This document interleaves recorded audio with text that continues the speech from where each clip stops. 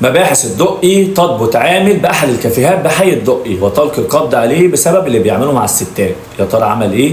يلا بينا، بس يا ريت فضلا منكم وليس امرا عشان الفيديو ده مهم جدا جدا. لو بتخاف على اختك، بتخاف على مراتك، بتخافي على نفسك، بتخاف على بنتك، يبقى الفيديو دوت لازم تسمعوه للنهايه. ويا ريت اللايك بتاع حضرتك بس بيساعد ان الفيديو يظهر للناس، والشير بتاع حضرتك برده بيساعد ان الفيديو يظهر للناس. ويلا بينا احكي لكم بالتفاصيل الكامله في اصل الجريمه ايه اللي حصل.